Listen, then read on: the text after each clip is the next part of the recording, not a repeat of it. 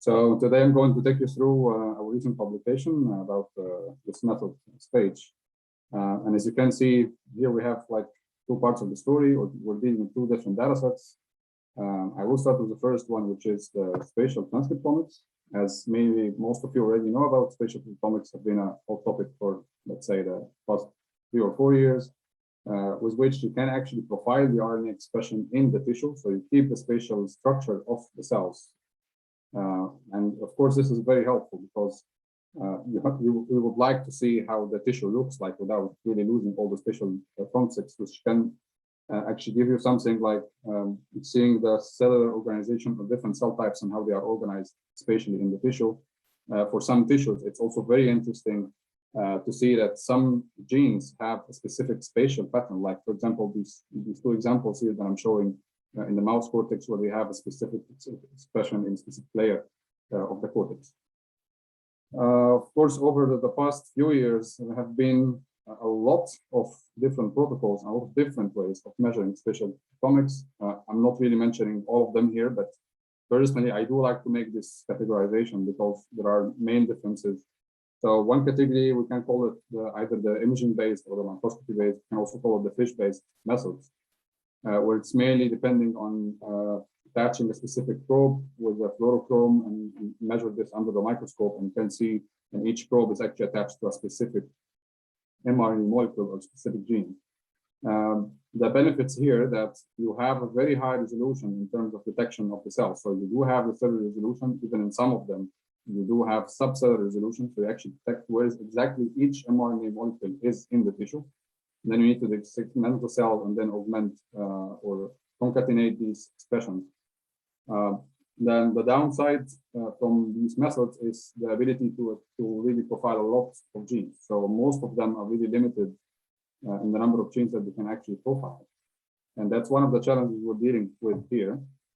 On the other side, the sequencing-based or the in situ sequencing methods, they don't really suffer as much from the number of genes that you can simultaneously measure. So you probably can measure more with most of them. I'm highlighting here 10x Visium and SpaGE in bold because actually with those, you can just easily go to a transcriptome-wide expression. So you can measure actually all the transcriptome that you can measure with single-cell RNA sequencing.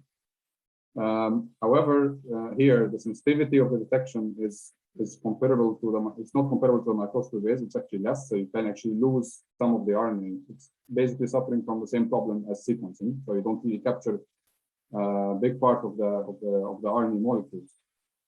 So, and that's one thing. Of course, the other thing, as here I'm highlighting these two because of the resolution. So, for example, in 10x and SpaGE, you don't actually have a single cell resolution. So you have these spots, and each spot you have few cells, but you don't really get a single cell. Of course, there are methods to do the deconvolution and so on, but from what you measure, you don't have this right away. So there is a lot of trade-offs between these methods, as I mentioned. So that's one part of the story. The other part is, which I also assume that most of you are familiar with, is single-cell RNA sequencing. And this is a very popular image of just a typical pipeline of how people do single-cell RNA sequencing. Of course, the first step is that you have to take your samples and dissociate the cells. And then you do the single-cell isolation. So you already lost the spatial context. You don't have the spatial information of the tissue anymore.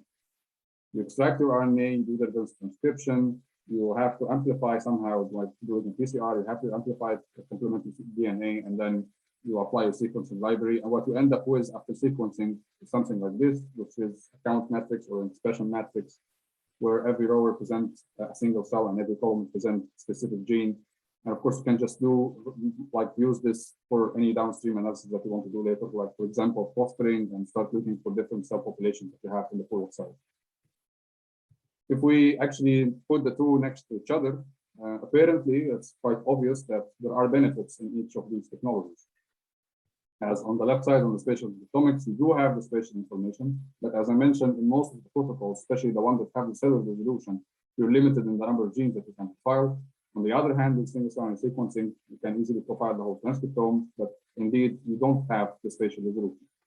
So what we wanted to do is basically to get the benefits of both worlds and have something that profiles the whole transcriptome, and in the same time, you do have the spatial information retained, and you still have the structure of the tissue.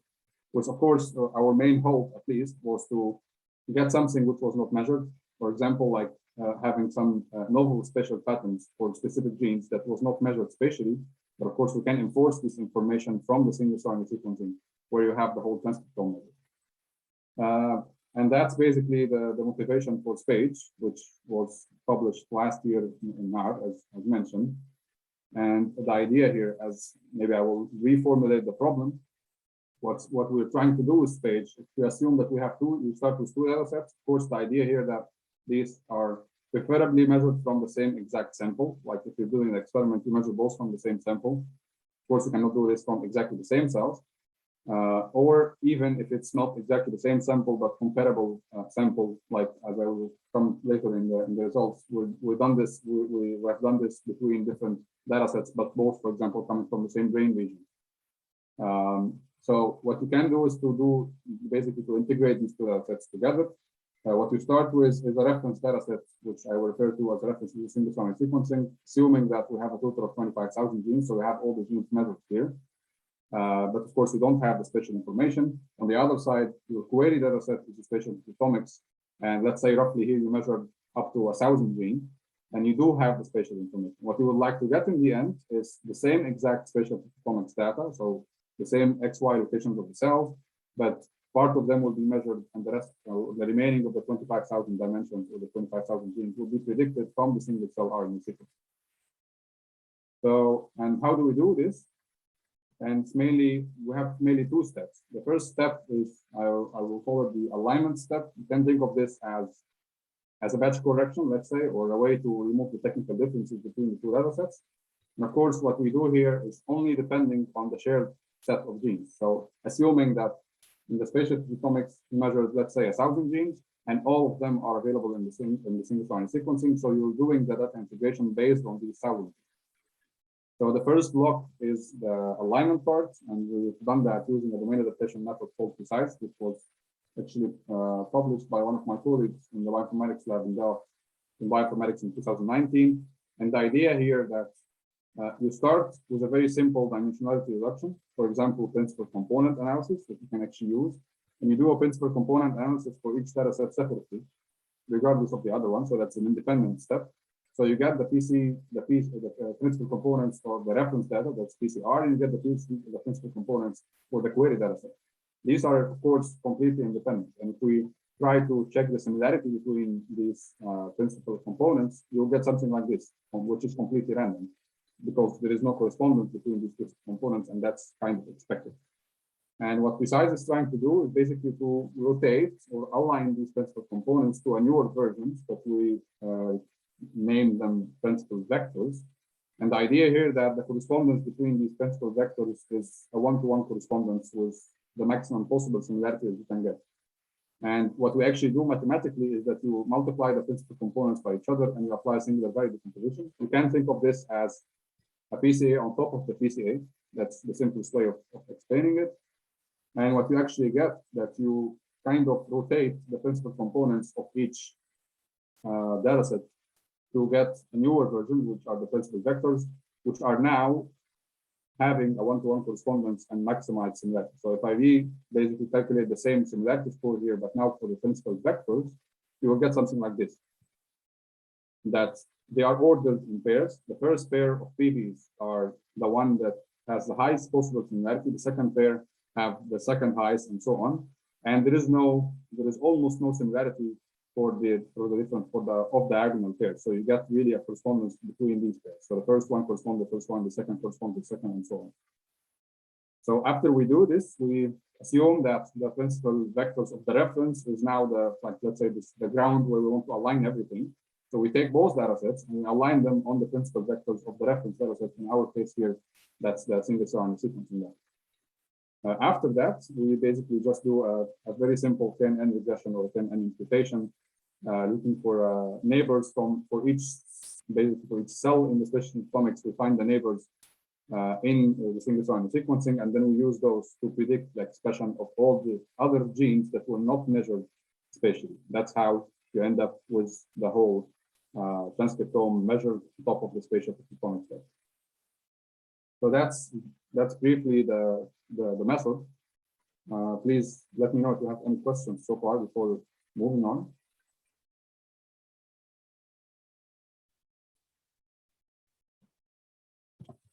Okay, if not, maybe I can keep going.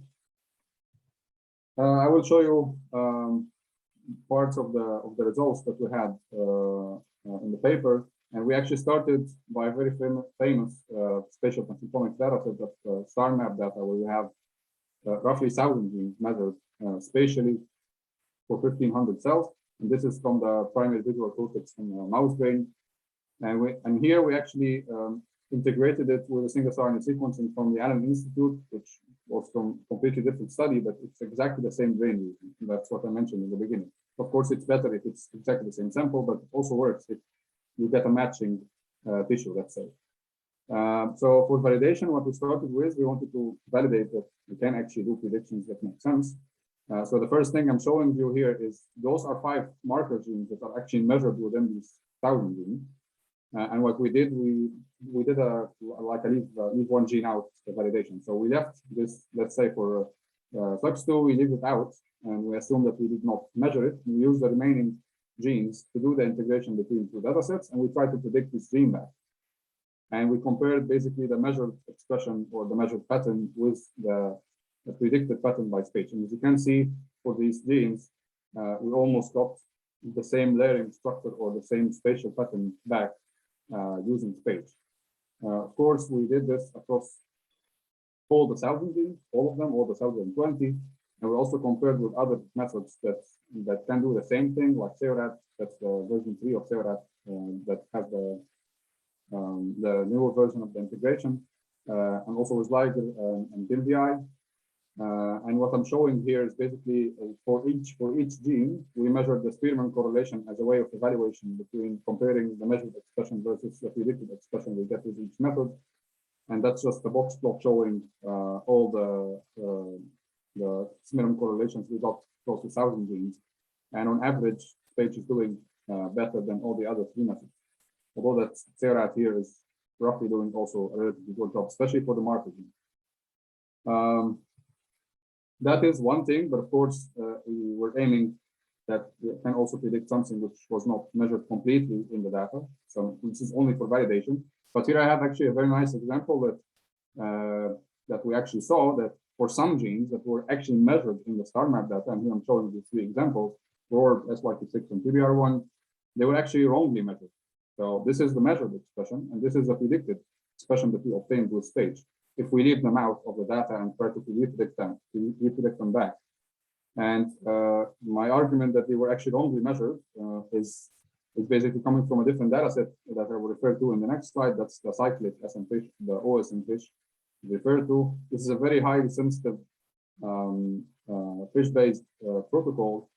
And this is actually the measured expression for these 3 genes, which does match what we predicted with SpaGE, although that StarMap, which is a sequencing-based method, did actually miss, or like, yeah, you can say that it did miss the correct expression while measuring these genes. So that's something interesting to see. Yeah. Sorry, so with this, do you see a pattern in like with these wrongly measured genes? Do they tend to be ones that have like lower capture efficiency or lower expressed genes? Like, are those the ones that are more kind of like, are you seeing more discrepancies between that with what's been measured previously versus with the prediction? Not particularly, no. I cannot really say that there is a direct relation, especially that these genes do have a very clear layering structure in the cortex. Yeah, to be honest, we can kind of see the layering structure, but it's very, very weak. Like you can see that this is layer 4 in the cortex, and this is where ROAD should be expressed, for example. SYT6 should be in layer 6, and PBR1 should have this expression across different layers except layer 5. But so you can kind of see it if you know it, but yeah, if you look at this, you can say that's also not there. Yeah, I don't think there is a clear relations, but I mean, it's more difficult for the genes that are scattered around, like the inhibitory marker genes, for example, because they are scattered all around. So it's more difficult to say that they are actually measured wrong or not, because that's actually the correct pattern that you will see. But for those, it was quite obvious because we were expecting this layering structure. And also we actually looked it up in the Allen mouse brain atlas, and that I will come to in the next slide. And it was also the same. So this is actually the correct pattern that you could see, that it was not in the data. Tamim, since Yeah. we've opened the can of worms on questions here, Yeah, sure. hi, my name is Jeff. You're welcome. I'm curious, when you dig into this a little bit more, if it would be interesting, or if you have looked at the isoforms that are targeted, because fish-based methods, particularly StarMap, where you have a handful of probes, could be exquisitely sensitive to the specific exons you've targeted. And it may not be so much, I don't think you're wrong to say that it's wrongly measured, but it might be more technically accurate, if that turns out to be the case, to say that they simply targeted the less abundant isoform in this case. Yeah, And with the single cell data, with 10x data, N-tag data, you have limited ability to infer those differences. And then when you look at other systems like the Allen, and it's not always obvious what they're targeting in these. So there could be real discrepancies here that are driven by the biology rather than a technical artifact. I think that's a very valid argument. That's something I didn't look into, although that there is maybe one note here to have, that the Allen data that I was using with actually SmartSeq version 4. So they are able to detect different isoforms. I'm not sure which one did they actually detect. That's something I didn't look into, but that's a very good point. Yeah, I agree with you. Yeah, so that is one point. But of course, as I mentioned in the beginning, the main goal, let's say, that we started with, is that we can actually predict stuff that is completely out of the measured set of genes. So all so far was just validation. And in the paper, there are more examples, but here I'm just showing 2 examples that we predicted with SpaGE. And to validate this, we actually looked at the Allen Brain Atlas, the in situ hybridization atlas, and we looked at the same location in the primary visual cortex. And this is basically the expression that is measured there, which to a big extent visually does match the same. Of course, this is not single cell. These are not cells, but at least we're able to predict the same layering structure in the mouse cortex. So that is for the primary visual cortex. We also tried, that's the one data set that I was referring to 2 slides earlier. That's the OS in fish. And here the data was much challenging because we only have, it's a very sensitive data set. So the measurement, I would say, the amount of RNA that you miss is very low. But here we only capture 33 genes simultaneously. So we have very, very little genes to actually depend on for the integration. And we did couple this with a single cell RNA sequencing data that was measured actually from the same group. That's the group in Karolinska in Sweden. Which the 2 methods, like the 2 papers, are 3 years apart, but we tried to actually do an integration between these 2 and see what we get. So first we started with the same comparison that with different protocols. We'll leave one out experiment, so we leave one gene out, we use the other 32 to try to predict it back. Yeah, we still got on average the highest performance, and apparently here SERAT is actually not doing as well with very, very low number of shared genes. While it might be not the case for the other 2 methods, but on average, SpaGE was the highest. Yeah, and we of course also tried to predict other genes that were outside the surface region that we measured. And here I'm showing 2 examples also that does have specific layering expression in the mouse cortex, and we were able to actually reconstruct this pattern very well with SpaGE. And this is again the comparison with the same brain in the same exactly brain region from the Allen Brain Atlas. Yeah, so that's I would say that's the second message. And the last one is we wanted to test the scalability to large data sets. So far, I was using data sets of 1,500 cells and 3,000 cells spatially. We went up a little bit to a data set which was measured using the Murphy's protocol, and this is like 60,000 cells. And here we have 155 genes measured. And the nice thing about this, specifically about this data set, that the single RNA sequencing was actually published in the same study. So this is just one paper that they actually did what I was aiming for in the beginning, that if you actually measure both of them from exactly the same tissue or from within the same experiment. So it was very, very interesting to look at how the integration and the prediction will look like here. And this is again from the mouse brain, so it's all brain data sets. And that's a little bit related to the availability because this is, I would say, the most studied organism or organ. That's a pre-optic region. That's a different region. And here we actually did the same thing. We did the same comparison between the 4 methods. Yeah, still SpaGE was on top. but I would say the differences here between SERAT and SpaGE were, I would say, very few. Yeah, the p-value here is a bit, I would say, a bit misleading because for 155 genes, so it's a little bit inflated. So it's very low, but that's because of the number of comparisons we're doing. But overall, we're still doing good. But I mean, here for me, it wasn't really about performance as much as scalability. So it's more of doing good predictions, but also in with less resources.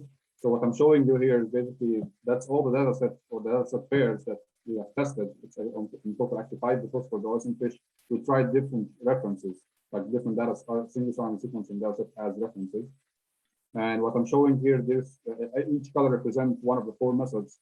And on the x-axis, you see that this is the average computation time in seconds per gene, and the memory usage on the y-axis. And if you want to have a scalable method, you would like to be on the lower left side, so using as much as memory and also as less as computation time. And this is basically where SpaGE is. So for all the 5 data sets, for the merfish one is this diamond here, which is of course the biggest, so it requires slightly more in terms of resources compared to the other data sets. But for example, you can see that DMVI was by far the slowest method in terms of time, and Liger and SERAT required with more memory compared to SpaGE in that sense. So it does scale up quite well to large data sets.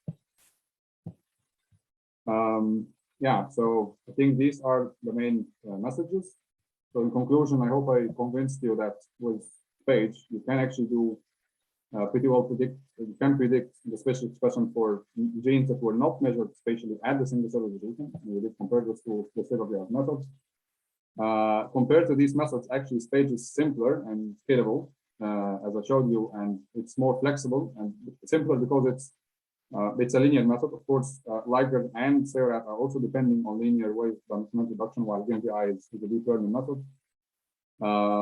So it is a more complex, but the flexibility that I'm referring to here is the first step in the pipeline that I mentioned, that we do a linear dimensional reduction with the principal component analysis that can easily replace this with any different linear dimensional reduction method that you want to use. So you'll not stick to a PCA.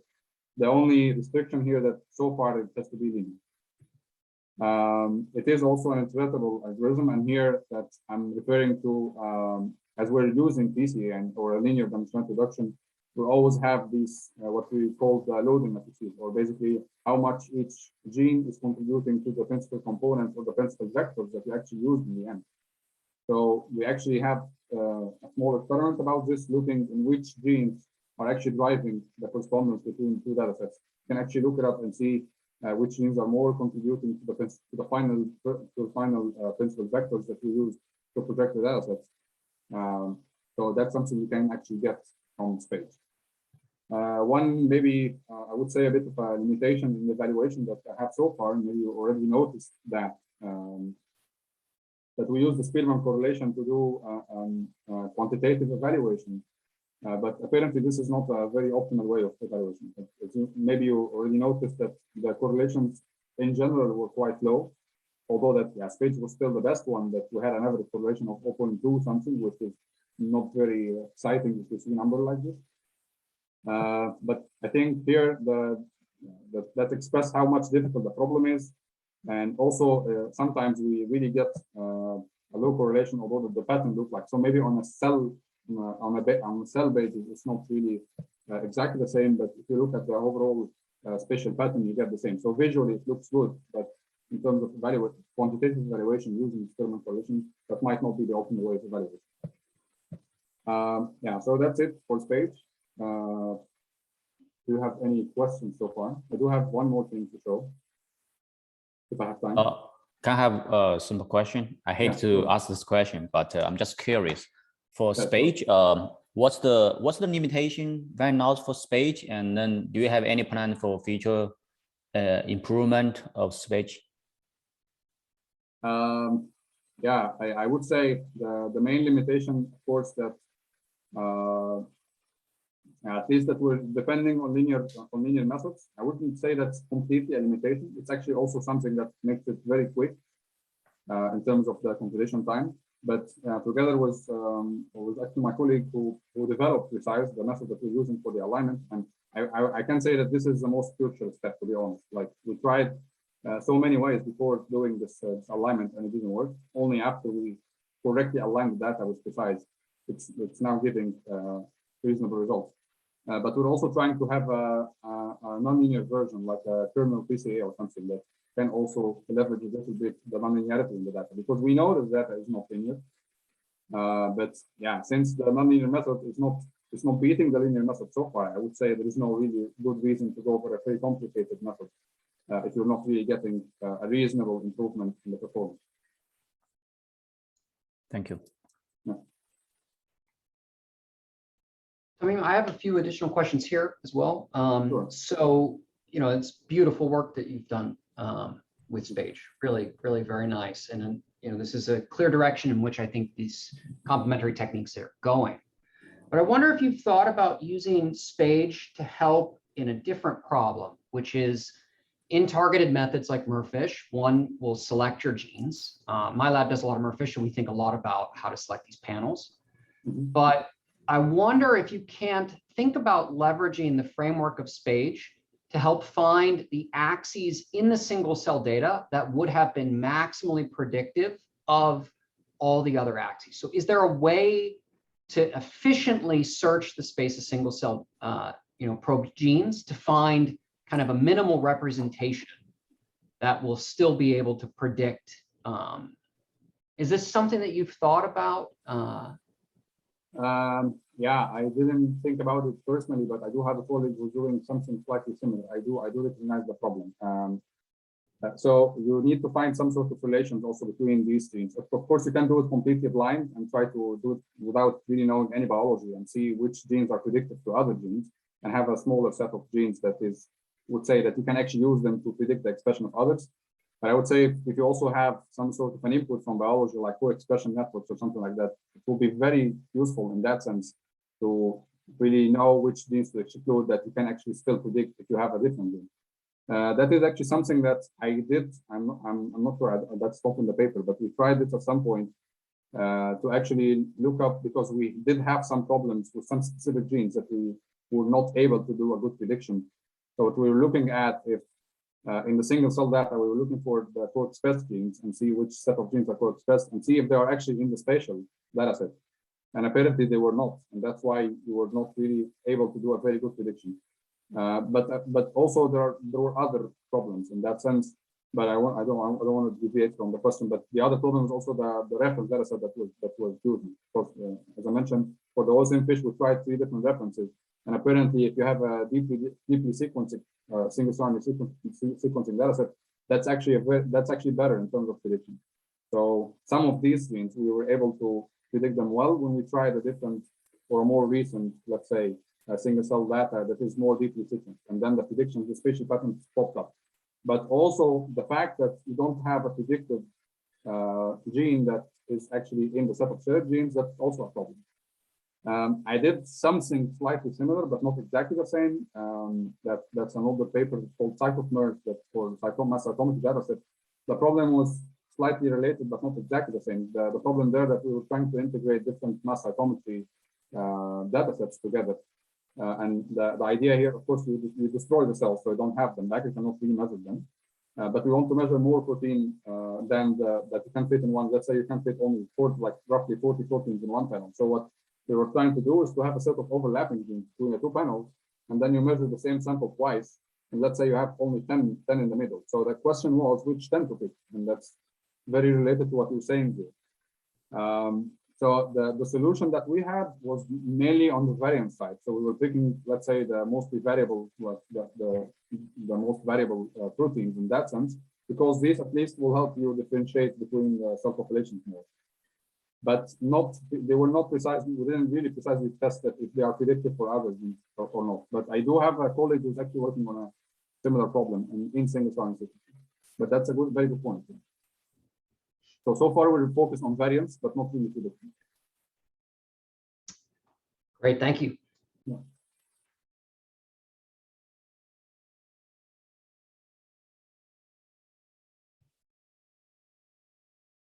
More questions? Yeah, if not, I do have one more thing to show, which is not really SpaGE, but it's also related to what Jeff just mentioned, to use SpaGE in different problems. So that's actually something we're going in this line, and we do have a new preprint that I would like to make use of the chance to also advertise to you. That's a new method that we call SIRF, which stands for spatially inferred RNA velocity. And the idea here is to, with SpaGE, we were trying to predict the set of genes that are not measured, but here we're looking actually at differentiation or studying the cellular differentiation, but in the spatial context. So far, this has been done a lot in single-cell RNA sequencing with all the pseudotime or the trajectory inference methods where you try to find the path in the data. Recently, there is this RNA velocity. I'm not sure, I assume most of you are also familiar with it. That's a new concept that you can actually use to study differentiation or to see which cells should be developed to which cells in the next few hours. Our idea here that we can actually do this also in the spatial context. The problem is with most of the, let's say, the high resolution or the single cell resolution methods, you don't have, you need the splice and unsplice counts for expression to apply the RNA velocity. That's something you only get from sequencing. So our idea here is, again, to do something pretty similar to what we did in SpaGE, to use a single cell data, which where you have the spliced and unspliced and have the total expression. This is the X, the S, and U. And for the spatial transcriptomics, you would have only the transcriptome you measured for specific set of genes. What we actually do here is it's very similar to what we do in SpaGE in terms of the way of alignment and the way of prediction. So we apply the domain adaptation that I mentioned earlier to align the two data sets first, and then we apply the same KNN regression or the same KNN imputation to not to predict new unmeasured expression as we did in SpaGE, but to predict the spliced and unspliced expression from the single cell RNA sequencing to the spatial transcriptomics data to be able to run the RNA velocity. And then what we do that we actually run the RNA velocity, and then we do visualize this in the context of the spatial context, the XY locations of the tissue. So you see these velocity vectors on the tissue itself. There is also one more feature that we added there, that we can also transfer labels from the single cell RNA sequencing to the spatial transcriptomics. Could be cell type labels like grain region or region labels or whatever. That is something that is now in SIRF as well. I can show you one glimpse of the results. And of course, if you're interested, we can discuss this later. This data set that I'm showing here, that's developing mouse brain atlas. And this is basically a slice in the mouse brain. This is the hindbrain, and here you have the midbrain, and the mouse is very slow. And there you have the forebrain, and these small arrows that you see here, these are the RNA velocity vectors projected on the spatial coordinates. So it tells you the direction or suggests the direction of development of which cell towards which one. So the nice part here that we did not get arrows going in all the direction, which means there is no clear development path. But what you can see that there are some long trajectories of development that's happening in the hindbrain, also together in the midbrain and part of the hindbrain and in the forebrain. Yeah, some of them are really biologically very relevant. This is one example that these green cells here. This is the midbrain hindbrain boundary, and these do differentiate in three different trajectories towards the midbrain, the dorsal midbrain, and the dorsal hindbrain. Also in the forebrain, we saw some sort of branching from the forebrain cells. These are these brown cells or grayish cells that does differentiate into the cortical end, where that's actually where the cortex develops from the forebrain, and the bicephalon, which is in the correct rotation, and also some cells, which is midbrain basal. So yeah, that's a very small piece of results. But if you're interested, please do check the preprint and also let me know if you have any questions about it. But that's something that we're going into this direction now. Yeah, so with that, I would like to thank all the collaborators I'm working with, and thank you all for listening. And please let me know if you have any further questions.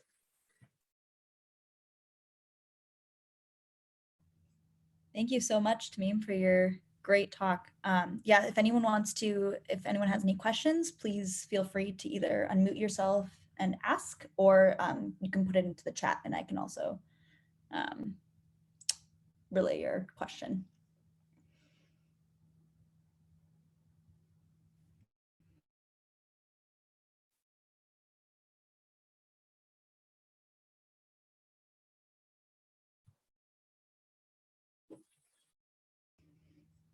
All right, I actually have a quick question for you, Tamim. Yeah. I guess this is more of like the age-old question with like the spatial transcriptomic stuff with limitations in terms of level of, and this is probably why people do this in the brain so much, right? Because it becomes a challenge when you have more or less homogeneous tissue and more heterogeneous tissue.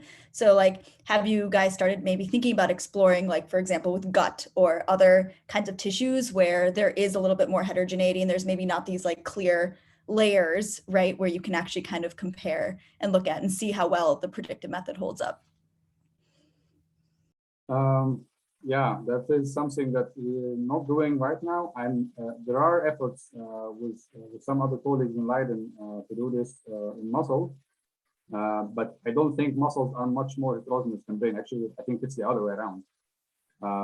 But of course, there are other challenges there that muscle cells does have multiple nuclei and so on. So it's more, yeah, it's more complex to look at it, but it's not about heterogeneity, I would say. So that's something what we're not doing so far. Also, as I mentioned in the beginning, it's a little bit of an availability problem. So yeah, I'm mainly working or trying these methods on publicly available data sets, and the brain, I would say, is the most studied in terms of using spatial transcriptomic protocols in that sense. But we are trying to do this on muscles.